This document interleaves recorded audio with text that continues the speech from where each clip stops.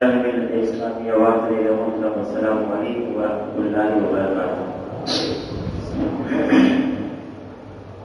الحمد للہ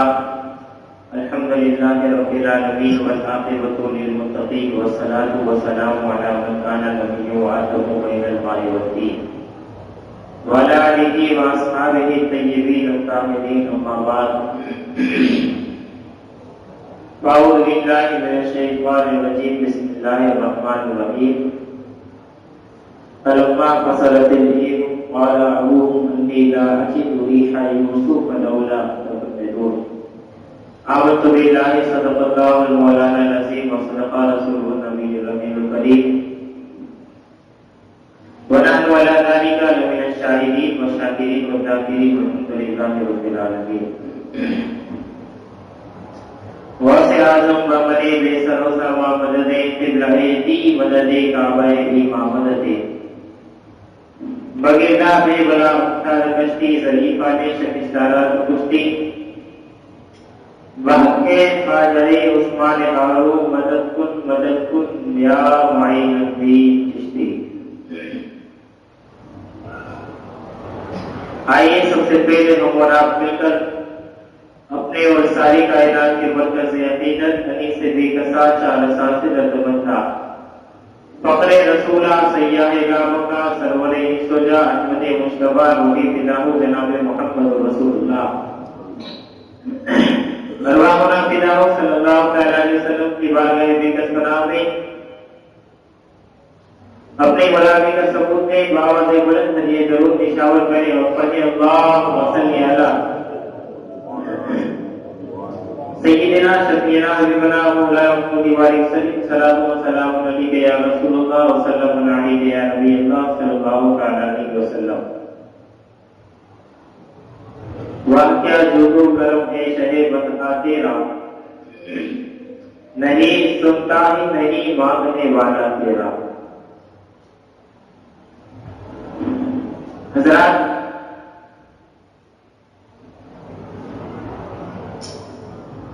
گزشتہ بیان میں جناب یوسف علیہ السلام کا قصہ جاری و ساری ہے، اور جناب یوسف علیہ السلام مصر کے بادشاہ ہیں، اور یعقوب علیہ السلام جو کے والد محترم ہیں،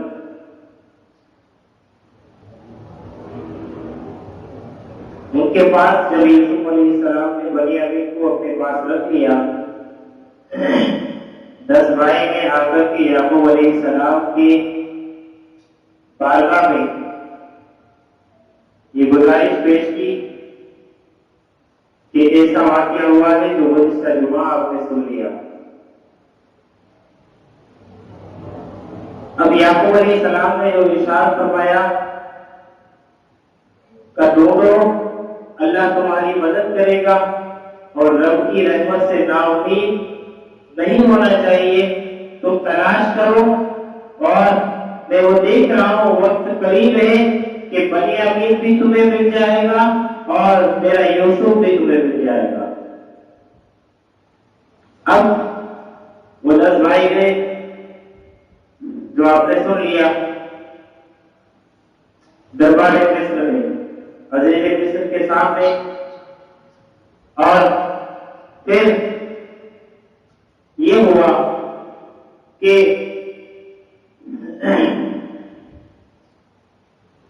جناب یوسف علیہ السلام وقت قریب آیا، اور جبریل علیہ السلام نے بھی یہ حکم ارشاد فرمایا کہ یوسف بتا دو، اور جناب یوسف نے اپنے چہرے سے نقاب ہٹایا تو وہ روشنی، وہ نور نکلا،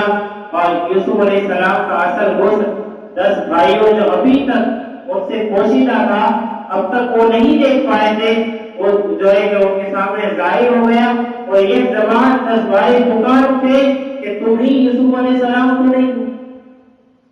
تم ہی یوسف علیہ السلام تو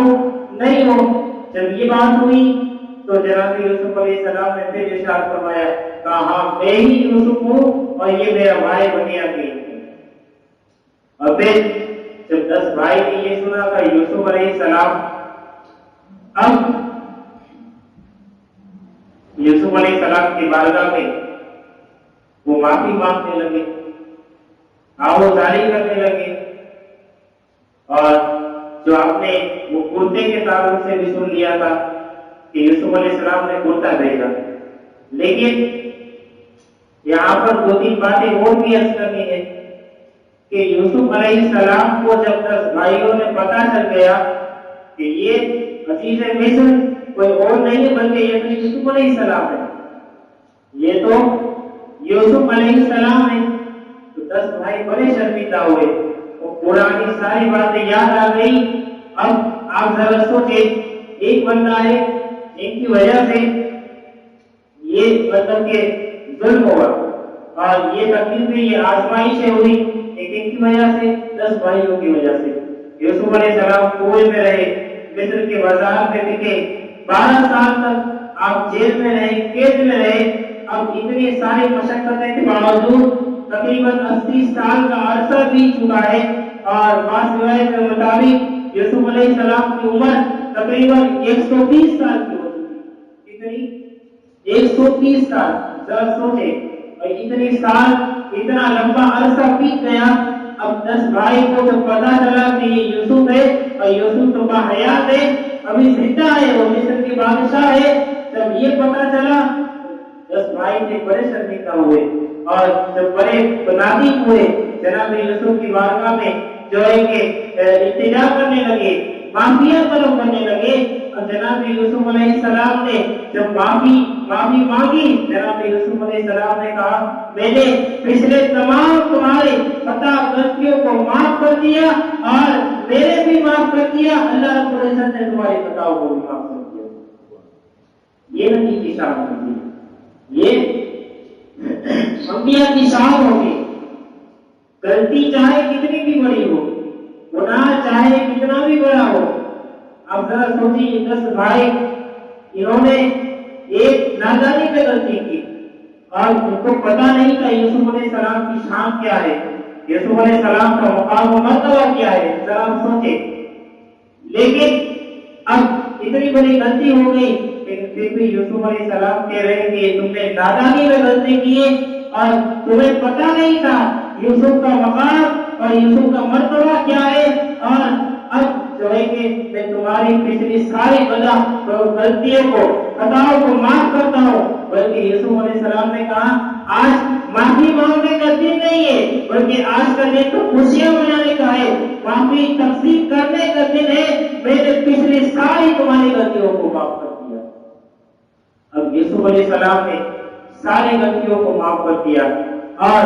یہ شان ہوتی ہے انبیاء کرام کی، نبیوں کی شان ہوتی ہے کہ بندہ چاہے کتنا بھی جو ہے کہ ان کے ساتھ برا سلوک کرے، اور یہ اللہ والوں کی زندگی اور یہ اولیاء اللہ کی زندگی بھی ہمیں بتاتی ہے اور یہ ہمیں سکھاتی ہے کہ تمہارے ساتھ کوئی بھی کتنا ہی برا کرے، تمہارے ساتھ کوئی کتنا بھی بد سلوک کرے، لیکن تم پر لازم ہے کہ تم جو ہے کہ انہیں حتی الامکان معاف کر دیا کرو، کیونکہ جو بندہ معاف کرتا ہے، سرکار کی حدیث پاک کا مفہوم ہے کہ معافی مانگنے والا بندہ رب کو بڑا پسند ہے، اور جو معافی مانگتا ہے اور جو معاف کر دیتا ہے، اور معافی مانگنے والے سے زیادہ معاف کرنے والا زیادہ اللہ رب العزت کی بارگاہ میں مقبول ہوا کرتا ہے۔ تو معافی مانگنا بھی بڑا کمال ہے، اور اس سے بھی بڑا کمال یہ ہے کہ معاف کر دینا۔ کیوں؟ انسان بعض اوقات معاف نہیں کر پاتا، معاف کرنا بڑا مشکل ہے۔ کوئی غلط ہمارے ساتھ کر لے اور بڑا سلوک کر لے، تو آج ہمارا نفس اور ہماری فطرت یہ رہتی ہے کہ ہم اسے کسی نہ کسی طریقے سے بدلہ لے لیں، کسی نہ کسی طریقے سے اسے بدلہ لے لیں، لیکن ہمارا دین اور ہمارے بزرگوں کی تعلیمات اور ہمارے انبیاء کی سیرت یہ بتاتی ہے کہ سنو، یہ نہیں ہے کہ جو تمہارے ساتھ برا کرے اس کے ساتھ بدلہ لو، بلکہ اس سے بھی بڑی اعلیٰ ضرورت یہ ہے کہ انسان بڑا تب بنتا ہے کہ جب اس کے ساتھ برا کیا جائے اور وہ ساری چیزوں کو بھول کر کے اس کی برائی کو جو ہے کہ نظر انداز کر دے اور اس کی ساری غلطیوں کو معاف کر دے. جو معاف کرتا ہے وہ بڑا ہوتا ہے. معاف کرتا ہے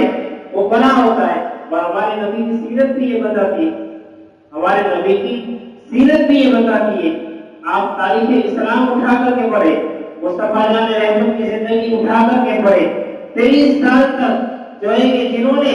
اسلام کا جھنڈا لہرایا اور دین اسلام کی تبلیغ کی, تقریباً کتنے مسلمان ہوئے؟ 313 مسلمان ہوئے. اور اتنا سوشل بائیکاٹ, میں نے ایک مرتبہ یہ بھی بتایا تھا کہ مکہ والوں نے سوشل بائیکاٹ کیا. حضور جو ہے کہ سجدے میں جاتے, اونٹ کی گوشری ڈالتے اور ہمارے نبی کو اتنی تکلیفیں دیتے جن کی کوئی انتہا نہیں تھی, جن کی کوئی حد نہیں تھی. لیکن جب مکہ فتح ہوا, مصطفیٰ جان رحمت نے ارشاد فرمایا, اعلان کر دیا کہ پچھلے سال جن لوگوں نے جو ہے کہ مجھ پر ظلم کیا ہے, مجھے تکلیف دی ہے, میں نے تمام لوگوں کی غلطیوں کو معاف کر دیا. یہ نبی کی شان ہے. وہ نبی کی سیرت بتاتی ہے کہ جو معاف کرتا ہے, جتنا معاف کرتا ہے اتنا بڑا ہوتا ہے. یہ یاد رکھے, یہ بات نوٹ کر لے, اپنے ذہن میں لکھ لے کہ جو جتنا معاف کرتا ہے وہ اتنا بڑا ہوتا ہے. اور جو مطلب کہ چھوٹی بات پر کے بدلہ لینے کی جو ہے کہ کوششیں کرتا ہے اور ہر ایک چھوٹی چھوٹی بات پر یہ سوچتا ہے کہ میں کسی نہ کسی طریقے سے اسے بدلہ لے لوں, تو یہ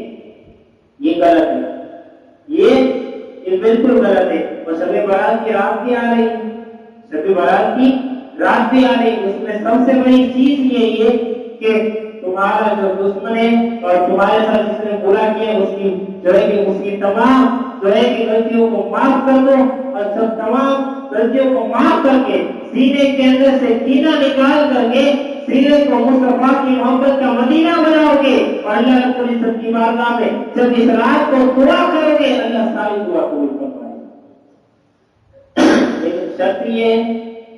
سینے کو پاک رکھنا چاہیے, سینے کو پاک رکھنا چاہیے. تو میں عرض کر رہا تھا کہ جناب یوسف علیہ السلام نے تمام بھائیوں کو معاف کر دیا اور معاف کر دیا اور کہا کہ اللہ رب العزت بھی تمہارے گناہوں کو معاف کرے, تمہاری غلطیوں کو معاف کرے. اب معافی مل چکی, کیوں کہ بھائیوں نے جو غلطی کی تھی, بھائیوں نے جو غلطی کی تھی وہ یوسف علیہ السلام کے ساتھ کی, یوسف علیہ السلام کے ساتھ کی تھی. اب یوسف جب تک معاف نہیں کرتے اللہ بھی معاف نہیں کرتا. یہاں سے ایک مسئلہ بھی سمجھ میں آیا, یہاں سے ایک مسئلہ بھی سمجھ میں آیا, وہ بھی سن لیجیے. مسئلہ یہ ہے کہ جو ہے کہ تم نے کسی کا حق مارا ہے, تم نے کسی کا حق مارا ہے, کسی کا حق ضائع کیا ہے, جب تک وہ معاف نہیں کرے گا تب تک اللہ بھی معاف نہیں کرے گا. جب تک وہ معاف نہیں کرے گا تب تک اللہ بھی معاف نہیں کرے گا. تو اس سے بات بالکل ثابت ہو گئی کہ اب جو ہے کہ ہمیں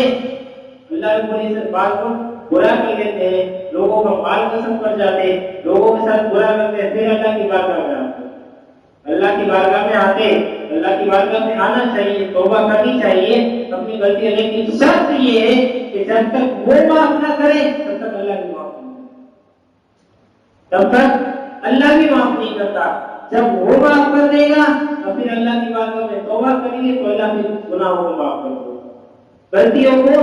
معاف کر دیتا ہے. تو شرط یہ ہے, یہ مسئلہ ذہن میں رکھیں کہ بعض اوقات تو بہت برا کرتے, لوگوں کو مار دیتے, لوگوں کا مال لوٹ لیتے, حق قسم کر لیتے, پھر نمازیں پہ نمازیں, سجدے پہ سجدے, تسبیح پڑھتے چلے جاتے اور یہ سمجھتے اللہ رب العزت نے میرے ساری غلطیوں کو معاف کر دیا. نہیں, جب تک وہ بندہ تم سے ناراض ہے, انہوں نے معاف نہیں کیا, تب تک اللہ بھی معاف نہیں کرے, تب تک اللہ بھی معاف نہیں کرے گا. تو شرط یہ ہے کہ جس کے ساتھ جو ہے برا کیا ہے اور جس کا دل دکھایا ہے اس کے ساتھ معافی مانگنا بڑا ضروری ہے, اس کے ساتھ معافی مانگنا بڑا ضروری ہے. اور یہاں پر ضروری یہ تھا کہ یوسف علیہ السلام معاف کرتے تب اللہ 10 بھائیوں کو معاف کرتا. اب یہاں یوسف علیہ السلام نے ساری غلطیوں کو معاف کر دیا, اور یہ نبیوں کا اعلیٰ ضرب ہوتا ہے. معاف کر دیا، اللہ رب العزت نے بھی ان کی ساری غلطیوں کو ساری خطاؤں کو معاف کر دیا۔ اور پھر یعقوب علیہ السلام نے جو خط لکھا تھا، یعقوب علیہ السلام نے جو خط لکھا تھا، ان کے جواب میں یوسف علیہ السلام نے بھی ایک خط لکھا تھا۔ ان کے جواب میں یعقوب علیہ السلام کا خط کا مفہوم تو میں نے آپ کو اس کا ترجمہ مطلب تو مختصر میں بتا دیا۔ اب یوسف علیہ السلام نے جواب میں خط لکھا، وہ کیا تھا؟ وہ یعقوب علیہ السلام کی طرف لکھا، جن کا مفہوم یہ ہے کہ یہ خط عزیز مصر کی جانب سے یعقوب علیہ السلام کی جانب خط لکھا جاتا ہے، اور اس میں جو ہے کہ بتایا گیا کہ آپ نے اپنے دادا پردادا کی شان و عظمت بیان کی، جو وہ آزمائش سے گزرے اور اللہ نے پھر ان کو اچھے دن دکھائے، اور پھر اللہ نے ان کے اوپر کرم فرمایا تو ان کے ساتھ بھی آزمائش تھی۔ اور یعقوب یوسف علیہ السلام لکھتے ہیں کہ یعقوب علیہ السلام تمہارے ساتھ بھی آزمائش ہوئی، اب تمہیں بھی خوشخبری ہو کہ اللہ نے تمہاری آزمائش ختم کر دی۔ یہ لکھا اور پھر اپنا نام آخر میں جانب عزیز مصر لکھ کر کے یہ خط روانہ کر دیا، یہ خط روانہ کر دیا۔ اب پھر یوسف علیہ السلام نے ایک کوٹا بھائیوں کو دیا، 10 بھائیوں کو، توجہ سے غور سے سنیں، اور کیا کہا کہ یہ کوٹا جو ہے والد محترم کی آنکھوں پہ ڈالنا، اللہ ان کی آنکھوں میں روشنی عطا فرمائے گا۔ یہ آپ نے سنا۔ اب وہ کرتا کون سا تھا؟ اصل میں وہ کرتا جبرائیل علیہ السلام جنت سے لائے تھے، اور یہ کرتا ابراہیم علیہ السلام کو، یعنی یوسف علیہ السلام کے پردادا ابراہیم علیہ السلام کو جب آگ میں ڈالا گیا تھا، جبرائیل علیہ السلام نے وہ کرتا عطا فرمایا تھا، اور ابراہیم علیہ السلام کے بعد ان کے بیٹے اسحاق علیہ السلام کو یہ ورثے میں ملا، اور ان کے بعد یعقوب علیہ السلام ان کے بیٹے کو یہ ورثے میں ملا۔ تو یعقوب علیہ السلام نے اپنے بیٹے یوسف علیہ السلام کو عطا فرمایا تھا یہ کرتا، بطور تعویذ کے طور پر عطا فرمایا تھا۔ جب بھائیوں نے بچپن میں یوسف علیہ السلام کو گھومنے لے جانے کا بہانہ بنایا، جب جو ہے یعقوب علیہ السلام سے اجازت مانگی، یوسف علیہ السلام کے گلے میں یعقوب علیہ السلام نے ایک کرتا بطور تعویذ بنا کر کے لٹکا دیا تھا، وہی کرتا آج یوسف علیہ السلام یعقوب علیہ السلام کی طرف بھیج رہے، یعقوب علیہ السلام کی طرف بھیج رہے۔ تو یہ کرتا ان کے بھائی جن کا نام تھا یہوذا، یوسف علیہ السلام کے بھائی یعنی یعقوب علیہ السلام کے جو 10 بیٹے تھے ان میں سے ایک کا نام تھا یہوذا۔ یہوذا کی طرف، یہوذا کے ہاتھ میں یہ کرتا دیا اور ان کو سنبھالنے کی ذمہ داری یوسف علیہ السلام نے دی۔ اب یوسف علیہ السلام نے اجازت دی، ابھی قافلہ یہوذا اور یہ کرتا یوسف علیہ السلام کا پیران مبارک یہ لے کر کے اب مصر سے روانہ ہو گئی، کنعان شام فلسطین کی طرف یہ قافلہ روانہ ہوتا ہے۔ اب جیسے ہی یہ قافلہ مصر سے باہر نکلتا ہے، یہ قافلہ مصر سے باہر نکلتا ہے اور جو ہے کہ شام کی جنگلات میں پہنچتا ہے، اور مورخین لکھتے ہیں روایت میں جو ہے کہ یہ بات لکھی جاتی ہے کہ یعقوب علیہ السلام سے تقریباً 240 میل، بہت لمبا عرصہ ہے، یہاں سے تقریباً احمدآباد تک 240 میل دور جب یہ قافلہ تھا، یہاں یعقوب علیہ السلام، اب دیکھیں یعقوب علیہ السلام اپنے پوتوں کو جمع کرتے ہیں، اپنے پوتوں کو جمع کر کے بات کر رہے ہیں، اور جو ہے کہ کچھ محلے والے بھی تھے، کنعان کے کچھ لوگ بھی تھے، سارے لوگ یعقوب علیہ السلام کی بارگاہ میں، تو یہ قافلہ 240 میل دور یہاں سے جو ہے کہ یعقوب علیہ السلام سے دور چلا آ رہا ہے، لیکن شان دیکھو اللہ نے پیغمبر کو کیا شان عطا فرمائی۔ یعقوب علیہ السلام اپنے پوتوں کے درمیان بیٹھ کر کے بات چیت کر رہے اور اپنے پوتوں کو مخاطب کر کے یہ کہہ رہے کہ مجھے یوسف کی خوشبو آ رہی ہے، سبحان اللہ، مجھے یوسف کی خوشبو آ رہی ہے۔ جب اتنا کہا تو پوتے چونکہ بچپن سے یہ سمجھا رہے تھے کہ دادا یعقوب علیہ السلام ہمیشہ یوسف یوسف نہیں کرتے، حالانکہ وفات پا گئے، یوسف یوسف کر رہے، تو اب جو ہے کہ ان کے پوتوں نے یہ کہا کہ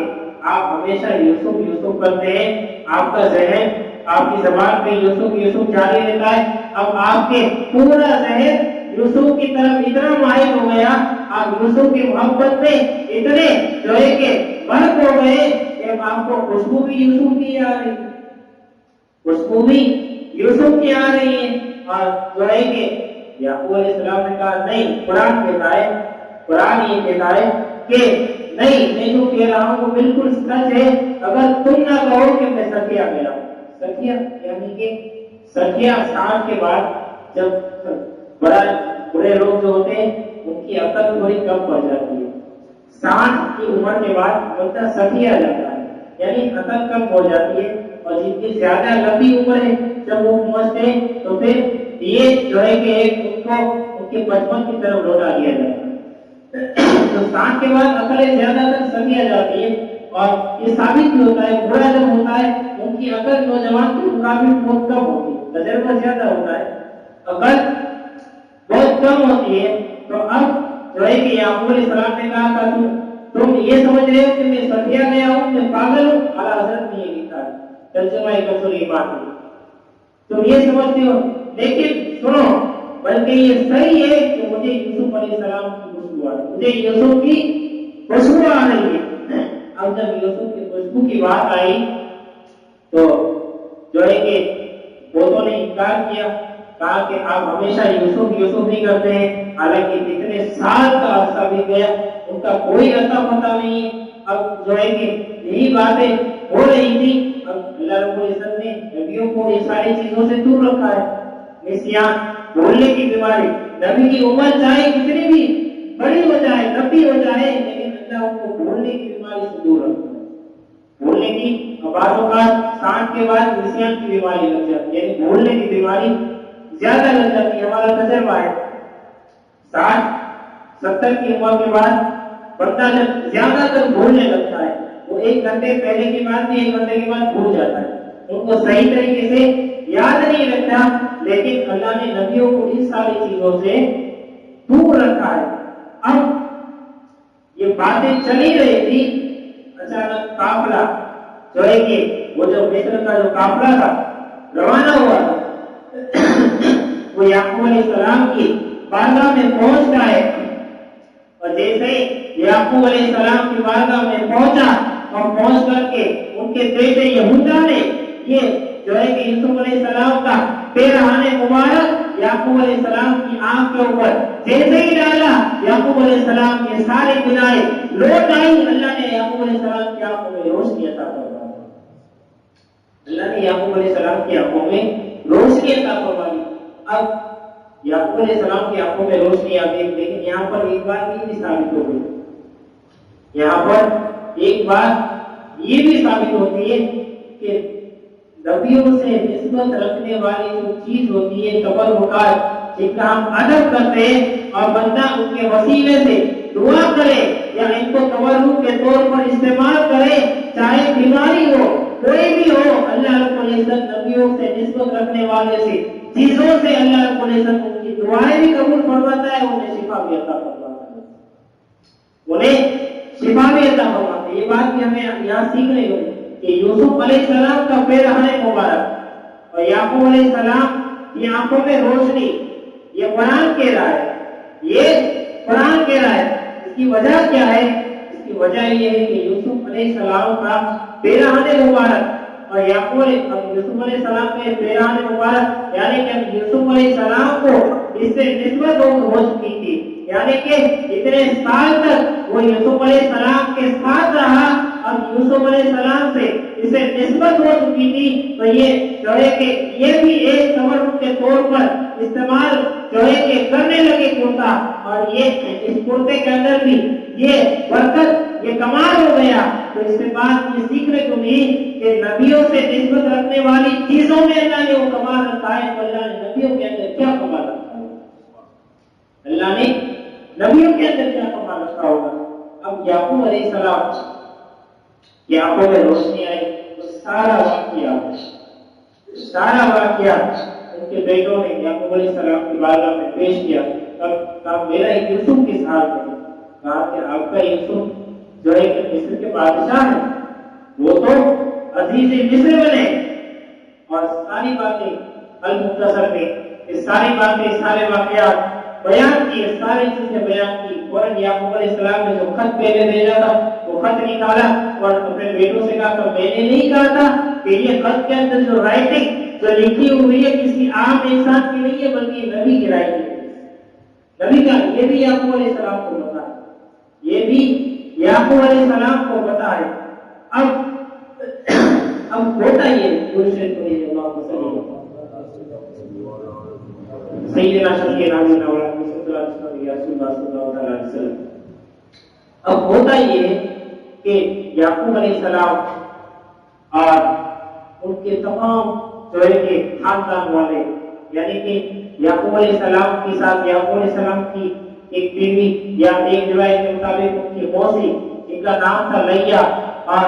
11 بیٹے بنیامین سمیت، اور جتنے جو ہے کہ پوتے، بلکہ پورا یعقوب علیہ السلام کا خاندان یوسف علیہ السلام کے حکم پر کہا کہ والد محترم اب چلیں، اللہ نے آپ کی ساری تکلیفیں، ساری کمزوریاں اور دور فرما دی. اللہ نے آپ کے آنکھوں میں روشنی عطا فرمائی. عزیز مصر آپ کے بیٹے یوسف علیہ السلام نے آپ کو اپنی بارگاہ میں بلایا ہے، آپ کو اپنی بارگاہ میں بلایا ہے. اور یہ سارا قافلہ اب یعقوب علیہ السلام کا بلکہ یہ پورا خاندان، پورا قبیلہ روانہ ہوتا ہے، کنعان سے روانہ ہوتا ہے، مصر کی جانب روانہ ہوتا ہے. اب مصر کی جانب روانہ ہوتا ہے. ادھر مصر کا حال دیکھیں، یوسف علیہ السلام کی شان سے جو ہے کہ یعقوب علیہ السلام کا استقبال کرتے ہیں. وہ دونوں باپ بیٹے کی ملاقات کس انداز سے ہوتی ہے اور کیا انداز ہے، کس اتنے برسوں کے بعد مل رہے ہیں، جب ملتے ہیں تو کیا ایک سما ہوتا ہے اور کیا انداز ہوتا ہے کہ جس سے جو ہے کہ ایک مورخین نے بالکل الگ انداز میں لکھا ہے. شاعروں نے بھی اس کے اوپر بہت ساری چیزیں لکھی. بڑا حسین منظر ہے کہ دونوں باپ بیٹے کی ملاقات ہونے والی ہے اور یہ قافلہ کنعان سے روانہ ہوتا ہے، مصر کی طرف بڑھتا ہے آگے. اور ادھر یوسف علیہ السلام کو جب پتہ چلتا ہے یعقوب علیہ السلام آ رہے، یعقوب علیہ السلام کی استقبال کی تیاری یوسف علیہ السلام کس طریقے سے کرتے ہیں اور باپ بیٹے کی ملاقات کس طریقے سے ہوتی ہے، کیا انداز ہوتا ہے، انشاءاللہ تعالی آئندہ جمعہ کو یہ واقعہ بیان کرنے کی کوشش کروں گا. اللہ رب العزت کی بارگاہ میں دعا ہے اللہ رب العزت جناب یوسف علیہ السلام کے پیغام سے وصل فرمائے. آمین و آمین. واخر دعوانا الحمدللہ رب العالمین.